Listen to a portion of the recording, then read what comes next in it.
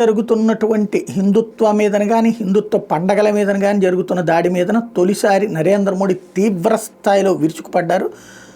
ఈ మధ్య కాలంలో ప్రయాగరాజులో జరుగుతున్న మహాకుంభమేళాను విమర్శిస్తున్నటువంటి విపక్షాల మీద తీవ్ర స్థాయిలో విమర్శలు గుప్పించారు.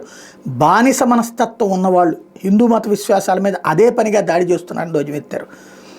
హిందూ మతాన్ని అవహేళన చేస్తున్నారు, విదేశాల దన్నుతో దేశాన్ని బలహీనపరచాలని చూస్తున్నారు అంటూ ఆగ్రహం వ్యక్తం చేశారు. మహాకుంభమేళా నిర్వహణ ప్రతి ఒక్కరిని విస్మయానికి గురి చేస్తుంది. ఇది భావితరాలకు ఐక్యతా చిహ్నంగా నిలుస్తుంది. హిందూ విశ్వాసాన్ని ద్వేషించే వాళ్ళు శతాబ్దాలుగా అక్కడక్కడ ఉంటూనే ఉన్నారు. వీళ్ళకి మద్దతు ఇవ్వడం ద్వారా విదేశీ శక్తులు కూడా మన దేశాన్ని మతాన్ని బలహీనపరచాలని చూస్తున్నాయి. సమాజాన్ని విభజించి ఐక్యతను బద్దలు కొట్టడమే వాళ్ళ ఎజెండా అంటూ మోడీ ఘాటుగా విమర్శించారు. కుంభమేళాలో తొక్కిసలాట మీద మమతా అఖిలేష్ ఖర్గే విమర్శలు చేసే నేపథ్యంలో మోడీ చేసినటువంటి వ్యాఖ్యలు చాలా కీలకమైంది. మహాకుంభమేళాను విజయవంతం చేయడంలో పారిశుద్ధ్య కార్మికులు, పోలీసుల కృషి ఎనలేంది. వేల మంది వైద్యులు, వాలంటీర్లు అంకితభావంతో సేవాస్ఫూర్తితో పనిచేస్తున్నారంటూ వాళ్ళని అభినందించారు.